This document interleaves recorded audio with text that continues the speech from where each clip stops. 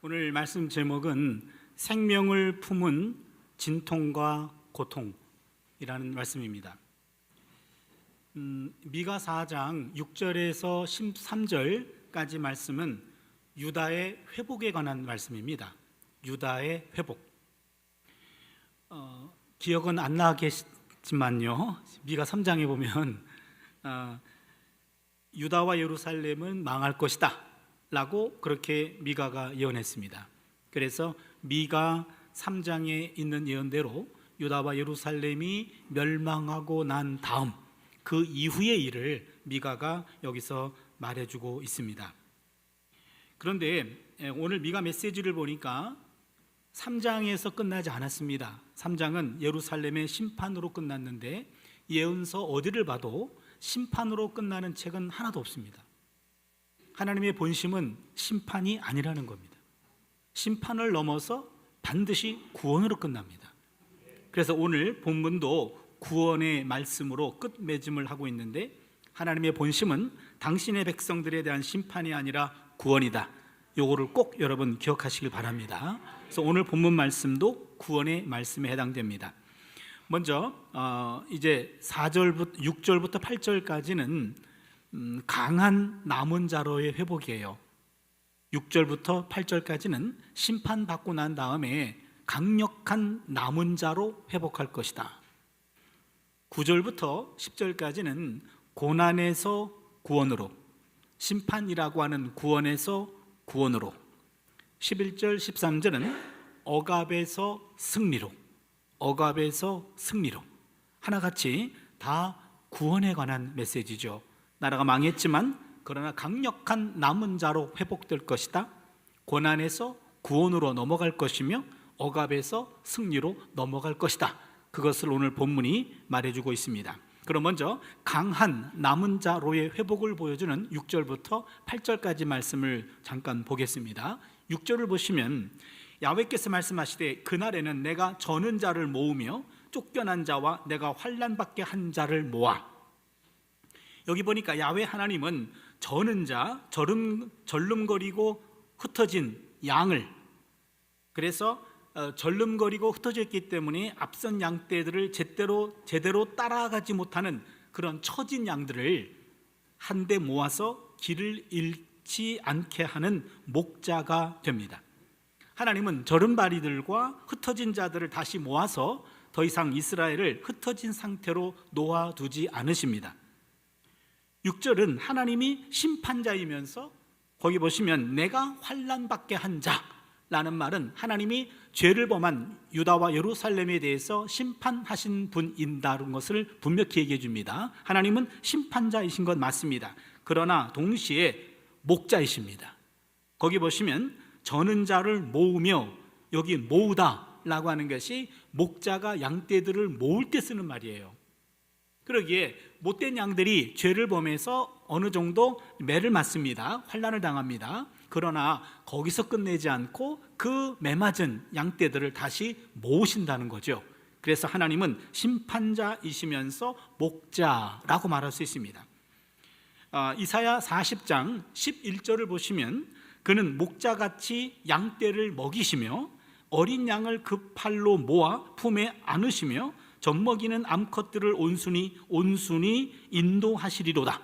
하나님은 목자 같다라는 말은 성경 여기저기 많이 나옵니다. 하나님에 대한 목자 그림 언어는 우리가 양의 심정을 가질 때 그 목자의 마음을 이해할 수가 있겠죠. 그래서 하나님은 심판자이면서 또한 목자이십니다. 특별히 여기서 목자를 말하는 이유는 그 당시 이스라엘의 목자였던 지도자들이 목자의 자리를 지켜내지 못했어요. 목자의 사명을 망각하고 악한 목자로 처신했습니다. 그게 미가 3장 1절에서 3절에 고발되고 있죠. 내가 또 이르노니 야곱의 우두머리들과 이스라엘 족속의 통치자들아 들으라. 정의를 아는 것이 너희의 본분이 아니냐. 너희가 선을 미워하고 악을 기뻐하여 내 백성의 가죽을 벗기고 그 뼈에서 살을 뜯어 그들의 살을 먹으며 그 가죽을 벗기며 그 뼈를 꺾어 다지기를 냄비와 솥 가운데 담을 고기처럼 하는도다. 이 목자들이 양을 이런 식으로 그냥 먹잇감으로만 생각했지, 그 목자들을 돌보는 이런 일들은, 사명은 그들이 망각했다.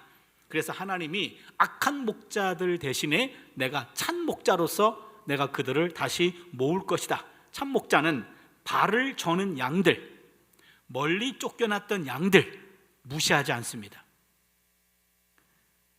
그들을 사랑으로 찾고 나서서 그들을 모으십니다. 에스겔서에 보면은요, 참 목자상인 하나님에 대해서 말해주고 있는데, 저는 에스겔 34장 15, 16절은요 모든 리더들이 읽어야 될 본문이에요. 에스겔 34장 본문을 보시면요 15절로 16절만 제가 읽어드립니다. 내가 친히 내 양의 목자가 되어 그것들을 누워있게 할지라, 주 야훼의 말씀이니라. 그 잃어버린 자를 내가 찾으며 쫓기는 자를 내가 돌아오게 하며 상한 자를 내가 싸매주고 병든 자를 내가 강하게 하려니와 살진 자와 강한 자는 내가 없애고 정의대로 그것들을 먹이리라. 이렇게 잃어버린 양, 쫓기는 양, 상한 양, 병든 양은 찾고 돌아보고 싸매주고 강하게 합니다. 그러나 살지고 강한 이런 이기적이고 못된 양들, 걔들은 좀 손을 보는 거죠.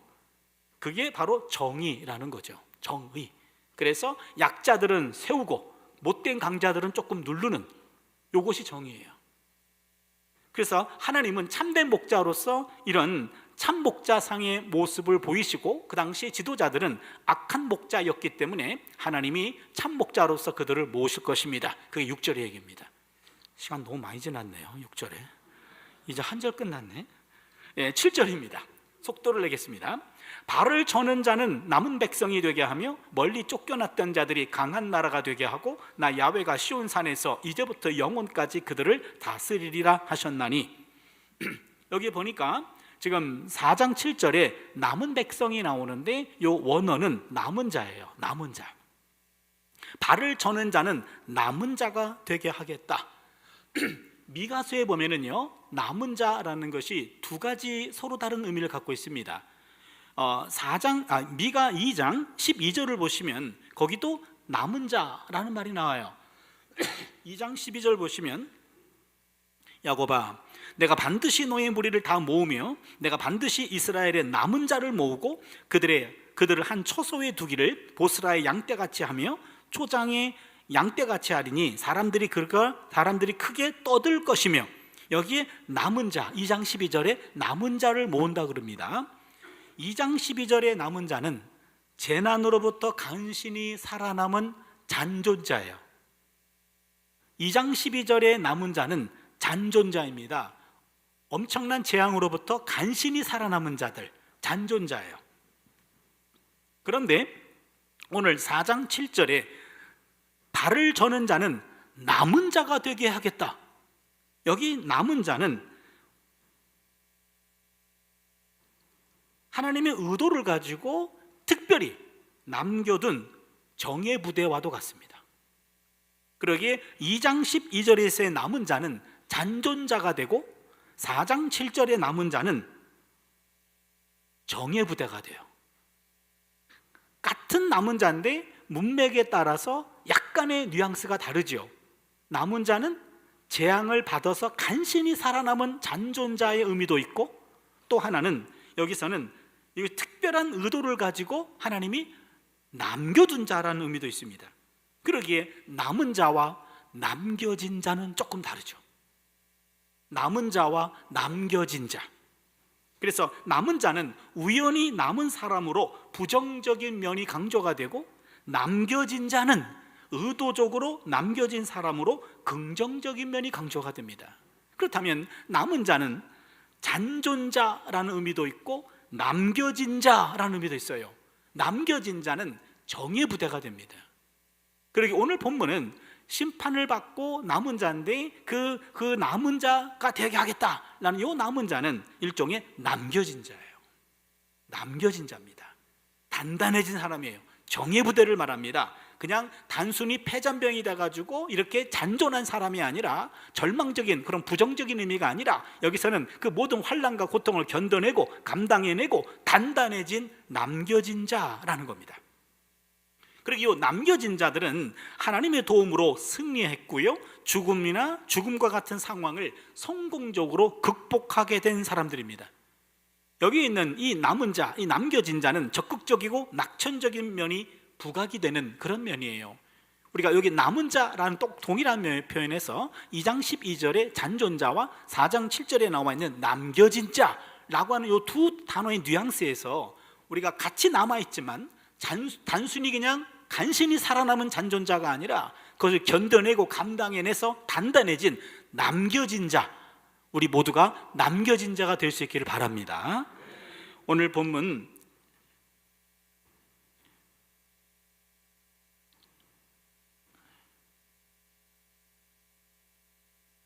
여기 써 있는 남은 자, 남겨진 자라는 말은 그런 면에 있어서 구원의 타이틀입니다. 또한 명예로운 이름이 됩니다. 미가는 여기서 남은 자를 강한 나라라고 불러요. 강한 나라. 오늘의 삶에서도 끝까지 남은 자가 승리하는 것 아닐까요? 남아있기 너무 힘이 든다고 그 자리를 떠나면 우리는 패배자가 될 수밖에 없습니다. 제 아무리 힘이 든다 할지라도, 자존심이 짓밟힌다 할지라도 여러분이 있는 그 자리에 끝까지 남은 자가 되어주시기 바랍니다. 그래야 남겨진 자가 돼요. 누구나 내가 있는 그 자리가 늘 해피한 것은 아닙니다. 힘들어요. 어려운 일도 많고요, 자존심도 상하고요, 때려치고 싶은 일도 생깁니다. 그러나 그때 이를 꽉 다무시고 남는 자, 끝까지 남은 자가 남겨진 자가 된다. 남은 자가 이기는 거요. 맞아요. 끝까지 그 자리를 지키는 사람, 그 자가 바로 승리자가 됩니다. 결국 정예 부대와 같은 그런 남겨진 자는 끝까지 남아있는 자예요. 인간의 눈에는 불가능하게 보여도 감히 기대하지 못했던 뜻밖의 성취를 우리가 이루게 되는 것은, 그것은 하나님께서 함께 해주셨기 때문이에요.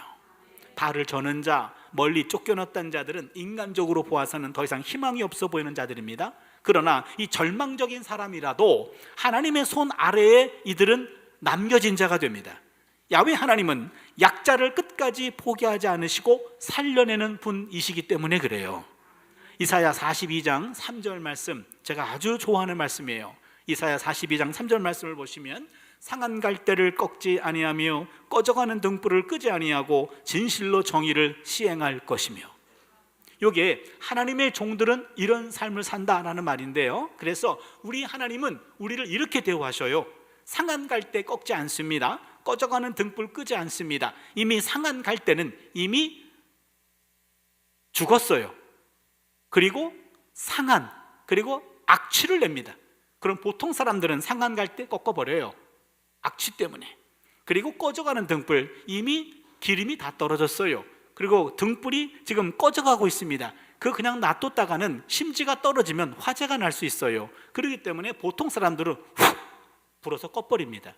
그런데 우리 하나님은 상한 갈대까지도 끝까지 포기하지 않으셔. 꺼져가는 등불도 끄지 않아요.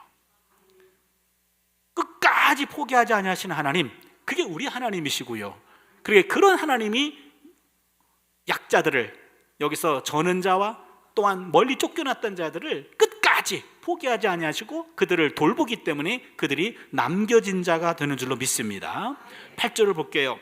너 양떼의 망대요, 딸 시온의 산이요, 이전 걷는 곳 딸 예루살렘의 나라가 내게로 돌아오리라. 파괴된 예루살렘을 양떼를 지키는 망대라고 부릅니다. 이 망대는 목자들이 양떼들을 감시하는 데 사용합니다. 그래서 망대에 올라가 가지고 더 많은 양떼들을 보살피고 있는 거죠. 그래서 딸 시온과 딸 예루살렘, 성경에 보면은요, 딸 예루살렘 이런 말들이 많이 나오는데 예루살렘 주민을 가리키는 겁니다. 성경에서 도시와 국가를 의인화할 때는 여성으로 받아요. 그래서 여러분들이 하나 기억해야 될 것은, 예루살렘의 딸들아 너희 자녀들을 위하여 울라 라고 얘기할 때, 이거는 엄마들에게 주는 메시지구나. 아닙니다. 예루살렘의 딸이라고 하는 말은 예루살렘의 어머니만을 말하는 것이 아니고 예루살렘에 거하는 모든 사람들아 통곡하라, 그 얘기예요. 그래서 성경에 예루살렘의 딸아 그러면은, 여보 당신한테 하는 말이요, 아니요 너도 포함돼. 우리 모든 사람, 성경에 나오는 여성이 의인화되는 것은 도시와 국가는 여성으로 봤기 때문에 그런 겁니다. 아무튼 딸 시온과 딸 예루살렘 주민들 전체를 향하고 있는데, 미가는 시온의 이전 권능 곧 딸 예루살렘의 나라가 내게로 돌아오리라. 이전의 권능, 망하기 이전의 권능을 그들이 다시 회복할 것이다 라고 하는 말씀입니다. 이제 9절 10절을 볼 텐데요, 9절 10절은 고난에서 구원으로 넘어가는 내용입니다. 9절을 봅니다. 이제 네가 어찌하여 부르짖느냐? 너희 중에 왕이 없어졌고 내 모사가 죽었으므로 네가 해산하는 여인처럼 고통함이냐? 여기 9절은요, 선포된 심판이 이미 실현되었습니다. 그래서 지금 부르짖고 있어요. 그들이 의지했던 왕, 모사, 여기 모사라고 하는 말은 참모, 무슨 그 지혜로운 지도자, 그걸 의미합니다. 그런 왕과 모사가 다 죽었다. 그들의 지도자들은 사라지게 되었습니다. 그래서 심판의 예고가 이미 현실이 되었습니다. 9절은 그걸 말하는데, 그런데 해산하는 여인처럼 고통함이냐? 여기 해산하는 여인이라고 하는 말이 9절과 10절 두 번 나와요. 이것이 오늘 메시지 포인트인데요, 네가 해산하는 여인처럼 고통함이냐?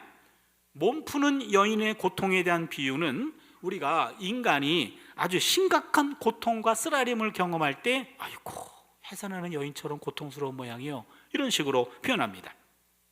그런데 해산하는 고통은 두 가지 의미가 있습니다. 첫 번째는 절망적인 측면이에요. 해산하는 고통은 절망적인 측면입니다. 두 번째는 희망적인 측면도 있습니다. 보통은 해산하는 고통이라고 하는 말은 절망적인 곳으로 많이 쓰입니다. 오늘 본문이 그랬습니다. 그러나 해산하는 고통, 여러분, 해산하는 고통이라는 것은 해산의 진통 이후에 새로운 생명이 탄생되는 거죠. 그러기에 고통스럽지만 새로운 생명이 탄생된다고 하는 희망까지도 포함한 그런 사건이에요. 그래서 해산하는 고통이 새로운 생명을 약속하는 희망을 가리키는 경우도 있습니다. 미가 5장 2절 말씀이 그래요. 그러므로 여인이 해산하기까지 그들을 붙여두시겠고 그 후에는 그의 형제 가운데 남은 자가 이스라엘 자손에게로 돌아오리니, 지금 여인의 해산하기까지라는 말은 그거 지나고 나면 새로운 구원과 희망이 나옵니다 라는 이야기입니다. 그러기에 이어서 나오는 10절에서는요, 10절에서는 딸 시온이여 해산하는 여인처럼 힘들여 나을지어다. 이제 내가 성읍에서 나가서 들에 거주하며 또 바벨론까지 이르러 거기서 구원을 얻으리니 야훼께서 거기서 너를 내 원수들의 손에서 속량하여 내시리라. 여기 보니까 10절에서는 해산하는 여인처럼 힘들여 나으라 라고 말해요. 10절은 진통 이후에 분만의 희망을 암시하고 있어요. 따라서 9절에 해산하는 여인은 고통의 측면을 말하고 10절에 해산하는 여인은 출산의 희망을 가리킵니다. 해산의 고통은 몹시 괴로운 거지요. 근데 그 고난의 결과 새로운 생명이 탄생합니다. 현재의 고통은 미래의 구원과 연관이 있음을 암시하고 있는 것 같아요. 저희가 독일에 있을 때 첫 아이를 낳거든요. 93년이었는데요. 유학 중에 있었고 주변에 아무도 없었고요. 이제 저하고 제 아내 둘이서 이제 첫 아이를 낳게 되는데, 독일 병원은 아빠 될 사람도 같이 병원에 들어가서 그 분만실에 진통실, 분만실 다 같이 들어가더라고요. 그래서 맨 마지막에는 독일이 간호사가 부족한 것도 아닌 것 같은데, 힘 좋은 여자 간호사가 다리 하나를 잡고 제가 다리 하나를 잡게 해요. 그 다음에 남자 의사가 애를 받아요. 그래서 처음부터 모든 과정을 다 옆에서 보게 되었습니다. 그런데 그게 진통하고 바로 낫는 게 아니더라고요. 진통하고 바로 병원에 가가지고 진통실에 있는데 그러면은요, 그 아픈 부위를 내가 빨리 마사지를 해줘야 돼요. 거기 위래니까 그러면 위로 또 가야 돼요. 좀 아래라니까 아래로 가야 되고.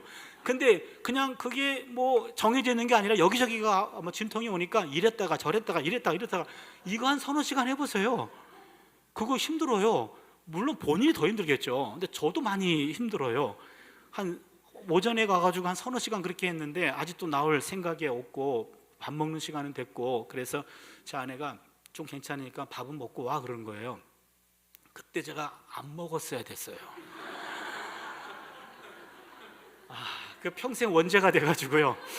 그때 내가 살짝 밥 먹고 왔다고 지금까지도 얘기해요. 그건 아마 죽을 때까지 얘기할 것 같아요. 여러분 참조하세요. 절대로 밥 먹으러 가면 안 됩니다. 그때 잠깐 그냥 뭐 간신, 왜냐하면 또 마사지 해줘야 되니까, 나도 힘을 얻어야 되니까요. 그래서 잠깐 밥 먹고 왔는데 그게 평생 원죄가 될 줄 몰랐어요. 잠시 밥 먹고 왔는데 또 한 서너 시간 또 그 짓을 했어요. 나중에 지치니까 나오려고 나오고 말래 말아라. 근데 나도 포기하는데 이제는 마지막 힘을 주는데, 이제는 아내가 뭐 모세혈관 다 터지고 실핏줄 다 터지고, 그래서 저는 그 광경을 보면서 애 낳다가 아내 죽는 줄 알았어요. 이거는 인간이 할 짓이 못 되는구나. 그리고 막 이제 머리털이 이렇게 보이기 시작하는데 마지막 힘을 주라 그러는데 거의 기절했어요. 마지막 힘을 줘야 되는데 기절했어. 이건 내가 힘줘야 될 것 같은데 내가 힘준다고 될 일도 아니고, 정말로 막 잡아 끌 수도 없고 너무 고통스러웠어요. 내가 너무너무 힘을 많이 줬는데 아파하더라고. 내가 다리를 너무 눌렀더니, 나중에는 마지막 힘을 같이 줬더니 드디어 기가 쏙 나왔어요. 그리고는 쭉 빼더라고요. 그러더니 탯줄이 있는 상태에서 저한테 줬어요. 이분은 기절. 살아있는 어른은 나밖에 없으니까 나한테 줬어요. 2.59kg인가 그랬어요. 조그만 녀석인데 딱 요만해요. 머리를 이렇게 줬어요. 딱 보는 순간 많이 보던 애예요. 그래가지고 너무 신기해가지고 제가 또 놔야 되겠다 그랬어요. 근데 옆에는 기절했어요. 그리고는 저한테 탯줄을 끊으래요. 그래가지고 뭐 이렇게 사실 순대같이 생겼더라고요. 그래가지고 그 의사가 나보고 끊으래요. 그래서 정신도 없이 그냥 끊었어요. 끊고 나서 보니까 그분 얘기가 이 아이의 생명을 책임질 사람이 끊는 거래요. 그럴 줄 알았으면 아내한테 끊으라 그럴 뻔했어요. 아무튼 제가 끊었어요. 끊고 나서 이제는 그 아이를 키워서, 그 아이가 지난 6월 1일 날 결혼했어요. 6월 6일 날 또 이민을 갔어요. 그래서 제가 지금 애도 기간이에요. 제 아내는 뭐 별로 뭐 그냥 좀 덤덤한데, 그 애비가 해준 것도 없는데 왜 이렇게 힘든지 모르겠어요. 여러분 저를 위해 기도해 주세요. 아무튼 한 생명이 태어나는 그 순간의 그 경험을 영원히 잊을 수가 없어요. 거의 죽다시피 해야 하나의 생명이 태어나더라고요. 해산하는 여인의 고통, 출산을 앞둔 여인의 고통, 극심하지만 그것은 의미가 없는 고통은 아닙니다. 이러한 고통은 피할 수도 없고 피해서도 안 됩니다.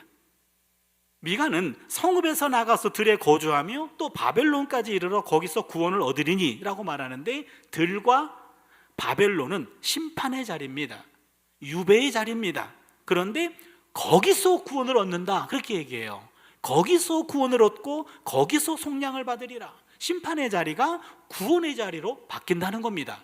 심판의 자리가 구원의 자리가 된다는 거예요. 그런데 여기서 속량이라고 하는 말이 중요한데, 속량이라고 하는 말은 이게 구속이란 말로 많이 번역이 되는데요, 이 말은 미가서에서는 여기에서만 사용되는 단어인데요, 구속이라는 말, 히브리 말로 가할이라 그래요. 이 구속이라고 하는 말은, 이것은 빚 때문에 채무 노예로 전락된 가족이나 친족들을 돈을 주고 되사는 것을 말합니다. 구약의 법에 보면은요, 구속하다, 속량하다라고 하는 말은 돈을 주고 사오는 건데, 그런데 가족이나 친족 중에서 채무 노예가 돼가지고 채무를 갚을 능력이 없어서 본인의 몸을 팔아서 노예가 된 사람들이 있어요. 그런데 그 사람들을 되살 때 아무나 되사는 것이 아니고 가장 가까운 사람부터 살 수 있어요. 그러게 가족이나 가족의 능력이 안 되면 친족이 사는 겁니다. 그런데 바로 여기서 내가 너를 속량했다, 내가 너를 구속했다라는 말은 내가 가장 가까운 가족이 됐다 이 말이에요. 누가? 하나님이. 내가 너를 구속하여 세웠나니 너는 내 것이다. 이 말은요, 하나님이 나의 가족이 돼서 내가 너를 돈을 주고 되사서 너는 내 것이 되었어 라고 하는 거예요. 이건 굉장히 가슴 뜨겁게 하는 말이에요.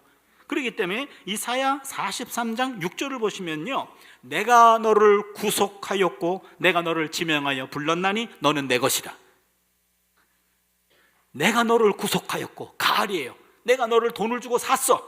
내가 너를 지명해서 불렀어. 너는 이제 내 것이야 이겁니다. 그래서 오늘 본문을 보니까 이스라엘 백성, 유다 백성들이 지금 고난을 받아서 심판을 받았는데, 심판의 그 자리에서 하나님이 값을 치르고 내가 너를 되샀어, 그 심판의 자리가 구원의 자리로 바뀌게 되는 거죠. 그러기에 심판과 구원이라고 하는 것은 함께 움직인다 이 말이에요. 심판이 없는, 고통이 없는 구원은 없다라고 하는 말입니다. 이제 4장 11절로 13절인데요 억압에서 승리로 넘어갑니다. 11절을 봅니다. 이제 많은 이방 사람들이 모여서 너를 치며 이르기를 시온이 더럽게 되며 그것을 우리 눈으로 바라보기를 원하노라 하였거니와. 지금 시온이 망할 때 주변의 이방 나라 사람들이 이스라엘의 멸망을 반겼어요. 그들을 조롱하고 있는 것을 여기서 보여주고 있습니다. 12절을 봅니다. 그들이 야훼의 뜻을 알지 못하며 그의 계획을 깨닫지 못한 것이라. 야훼께서 곡식단을 타작마당에 모음같이 그들을 모으셨으니. 그 이방 사람들이 유다가 멸망할 때 그들을 조롱했지만, 그러나 그들은 하나님의 뜻을 알지 못해요. 하나님의 계획을 깨닫지 못합니다. 여러분, 거기 야훼의 뜻, 야훼의 뜻, 그의 계획, 뜻과 계획 동그라미 해주세요. 하나님의 뜻과 하나님의 계획. 이방 나라 사람들은 하나님의 뜻과 하나님의 계획을 알지 못합니다. 하나님은 항상 뜻과 계획을 갖고 계셔요. 그래서 그 뜻과 계획은 야훼께서 곡식단을 타작마당에 모음같이 그들을 모으셨나니. 이방 나라들을 타작마당에 모음같이 모으셨어요.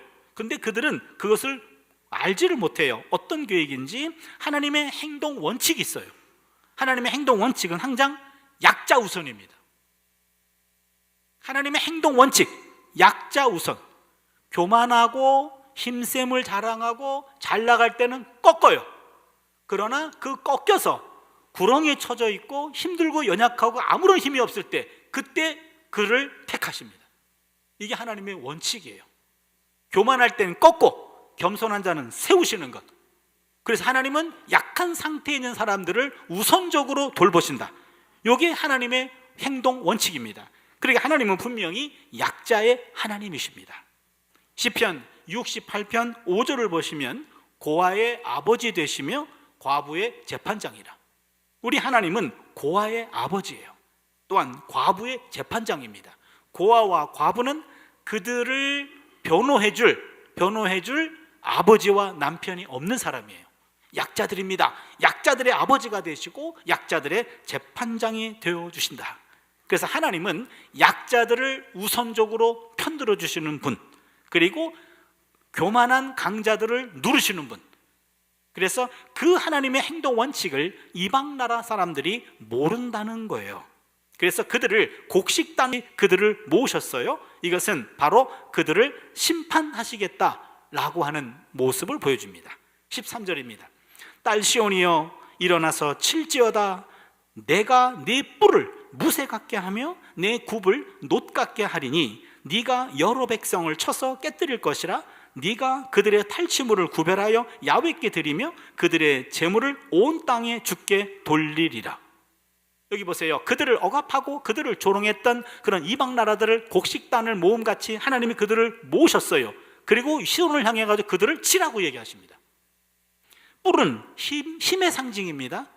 또한 굽이라고 하는 것은 소의 굽으로 나다를 이삭에서 밟아 떨면서 타작하는 소의 표상이에요.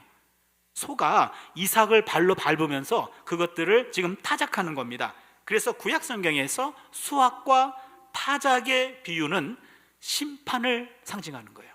그러니까 이방 나라들의 교만한 이방 나라들을 시온을 통해서 하나님이 심판하시겠다라고 하는 거죠. 이스라엘이 이 해방 전쟁에서 승리하는 것은 그들의 힘과 그들의 굽에 의한 것이 아니라 하나님이 그들에게 힘을 주고 그들과 함께 했기 때문에 승리하신 거예요. 그렇기 때문에 전리품들은 하나님의 것입니다. 본문에 그렇게 나오잖아요. 내가 여러 백성을 쳐서 깨뜨릴 것이라. 네가 그들의 탈취물을 구별하여 야훼께 드리며. 전쟁의 전리품은 승리자의 것인데 승리는 하나님의 승리지 이스라엘의 승리가 아니거든요. 그러기에 하나님께 바칩니다. 그의 재물을 온 땅에 주께 돌리리라. 하나님은 온 땅의 주인이시기 때문에 그렇습니다. 여기까지가 오늘 13절까지 말씀인데요. 우리 이제 결론적인 메시지를 함께 나누면서 말씀을 정리할게요. 패배한 사람들은 자신들의 힘만을 가지고 곤궁한 상황을 피할 수 없습니다. 이스라엘 백성, 유다 백성 본토로부터 추방당했습니다. 질병으로 탄식하는 사람들입니다. 그들의 힘만을 가지고는 본국으로 되돌아갈 수도 없고 자신의 병으로부터 회복될 수도 없습니다. 그들을 벌 주신 분은 심판관이신 하나님이셔요. 그러나 한때 벌을 주셨던 그 동일하신 그 하나님이 그들에게 약속을 하고 계십니다. 이스라엘의 끝이 하나님의 통치의 끝이 아닙니다.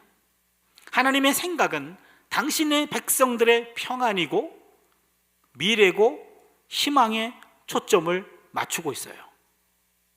예레미야 29장 11절 말씀, 여러분 힘들 때마다 이 말씀을 묵상하시면 좋습니다.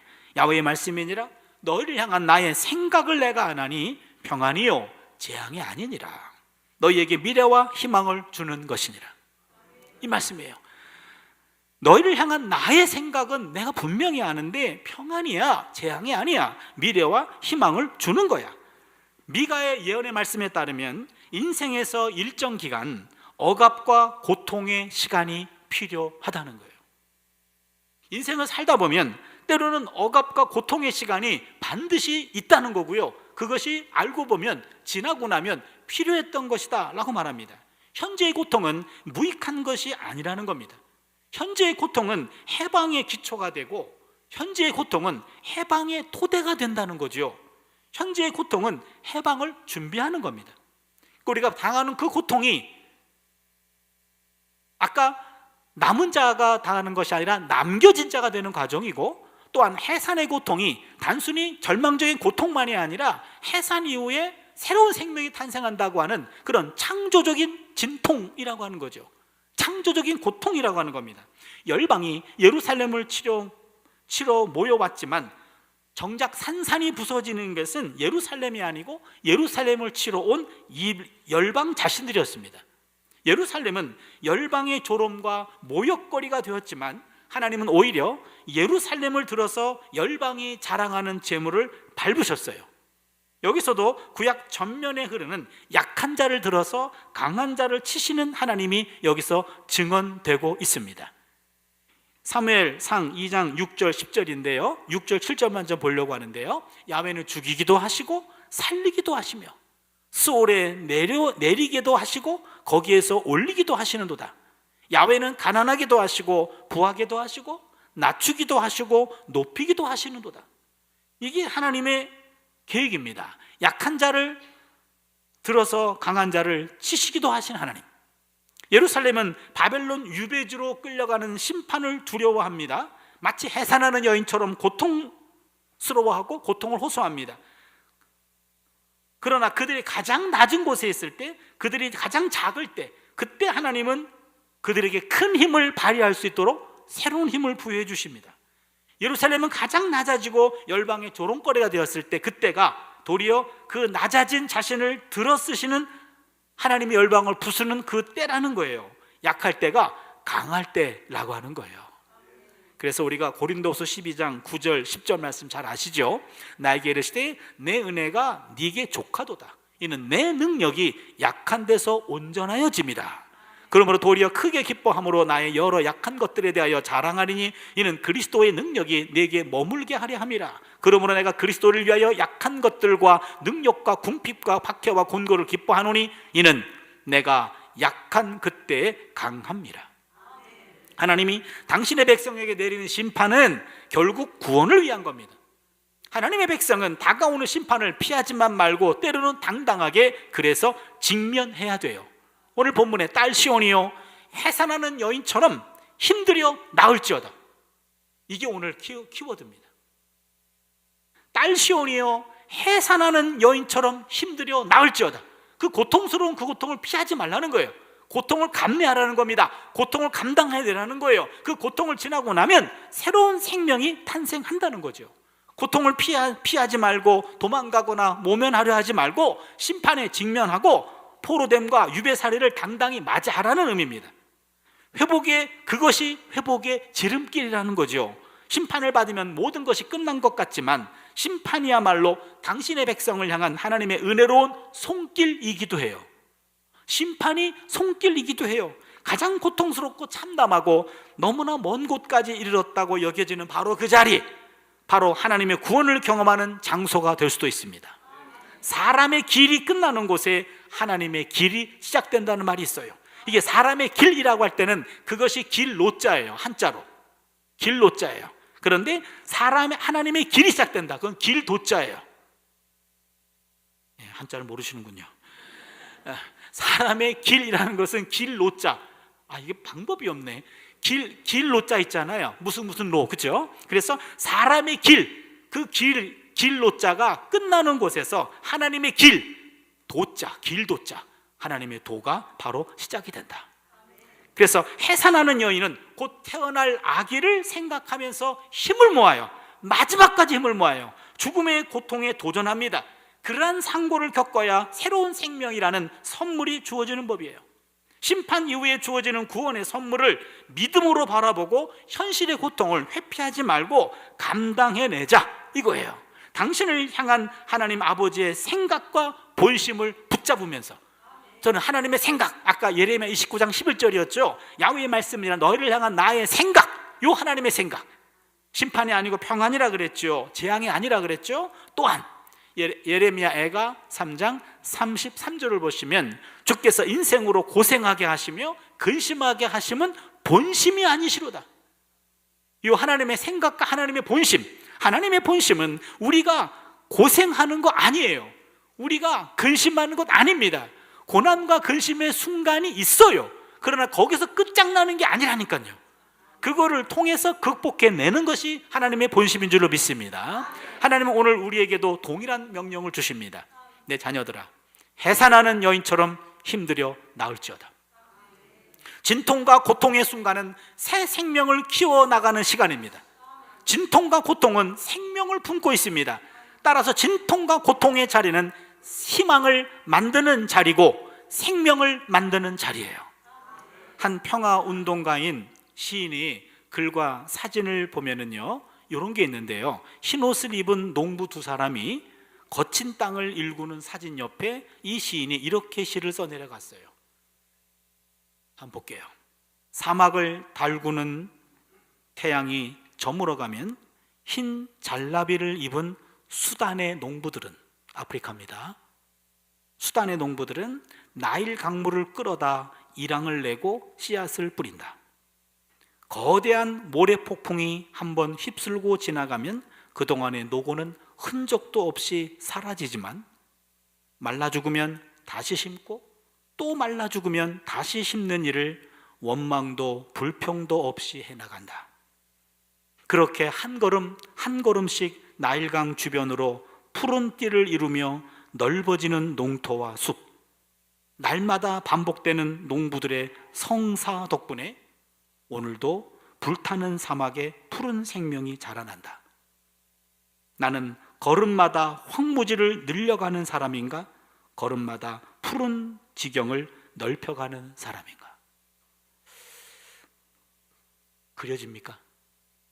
사막에서 매일매일 뭔가를 심는 건다는 거예요. 그러나 어차피 모래폭풍이 몰고 가면 다 없어져요.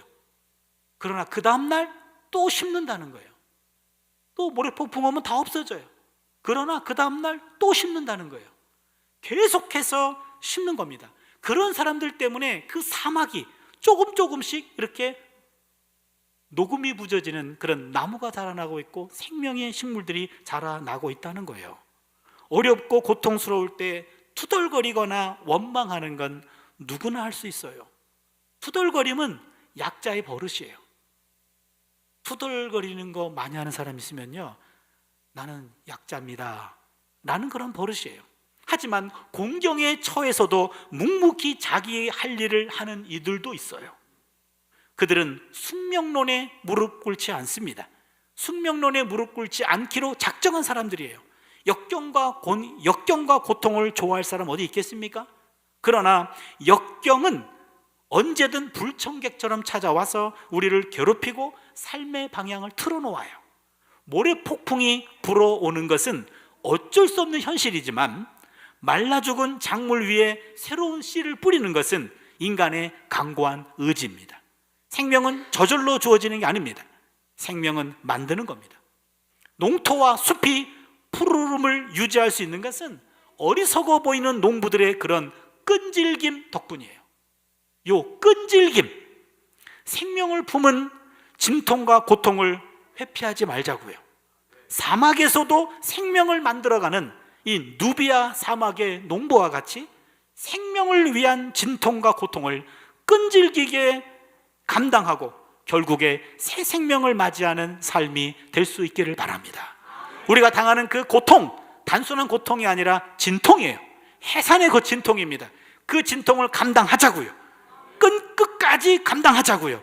감당하다 보면 해산 이후에 주어지는 새로운 생명이 우리 안에 눈앞에 서게 될 줄로 믿습니다. 기도합니다. 하나님, 때로는 감당하기 어려운 고통스러운 현실이지만 그 고통스러운 현실 앞에서 단순히 잔존자로의 남은 자가 아니라 끝까지 남겨진 자가 되게 하여 주시옵소서. 그 고통을 감내함으로, 끈질기게 감당함으로 그 이후에 주어지는 생명과 희망을 우리의 눈으로 경험하는 복된 삶이 되게 하여 주시옵소서. 예수님의 이름으로 기도드리옵나이다. 아멘.